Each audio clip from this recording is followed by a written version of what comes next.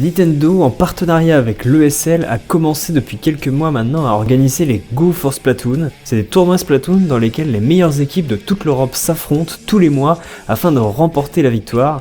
Et après plusieurs mois de compétition, l'ESL a organisé la grande finale dans ses locaux à Paris, et pour l'occasion, ce sont 4 grandes teams européennes qui ont fait le déplacement pour participer à cette finale. La team allemande Extermination, la team française Rising Moon, et les deux teams aux multinationalités Crème Fraîche et Baye ont tous les 4 été présentes pour participer à ce tournoi. Pour ma part, j'ai reçu une invitation pour assister à cet événement et je peux dire que j'ai pas du tout été déçu. Les matchs étaient vraiment intenses et l'ambiance de la salle était vraiment au rendez-vous.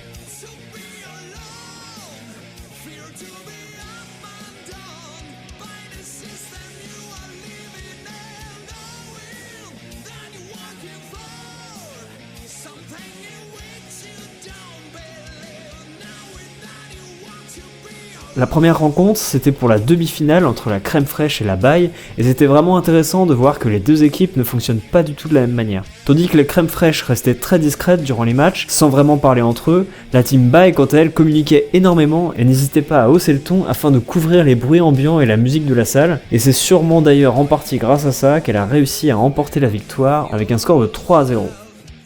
Ensuite, ce fut au tour de Rising Moon d'affronter Extermination. On a pu voir Binks, le leader de Rising Moon, jouer debout, sûrement pour des raisons de confort. C'était assez marrant à regarder et ça a l'air de leur avoir réussi car ils ont remporté la victoire sur l'équipe allemande avec un score de 3-1.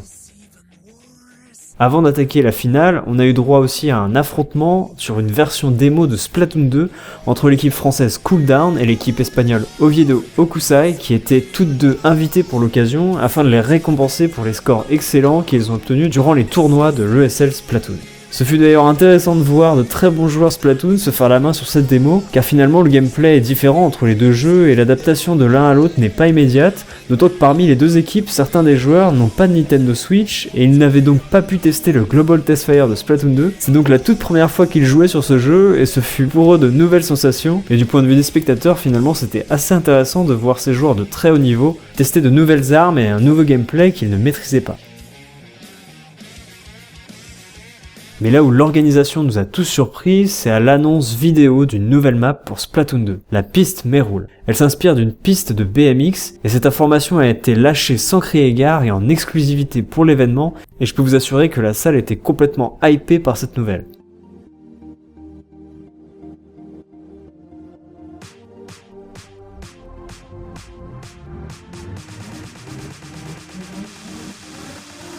La finale entre la Rising Moon et la Baye a commencé, c'était sur du BO7, donc le premier qui emportait 4 matchs avait la victoire. Ça a été très tendu avec des premiers matchs vraiment serrés et la salle était en délire à chacun des kills, tous plus incroyables les uns que les autres. Une chose est sûre, c'est que les joueurs qui étaient sur scène avaient énormément de jeux à leur actif et ils ont de l'encre qui coule dans les veines, c'est certain.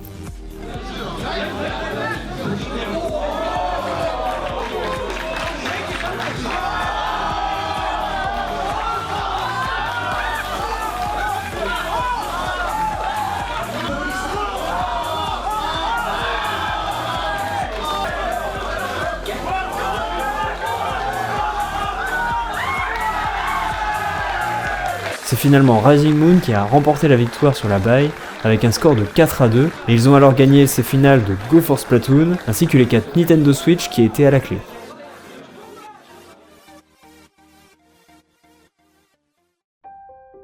Suite à ce trop-plein d'émotions, nous avons tous été conviés à changer de salle pour trouver 16 Nintendo Switch qui nous attendaient les bras ouverts, et c'est dans une super ambiance que tous les joueurs de cet événement se sont joints aux spectateurs venus pour l'occasion, et on a tous pu jouer ensemble à la démo de Splatoon 2.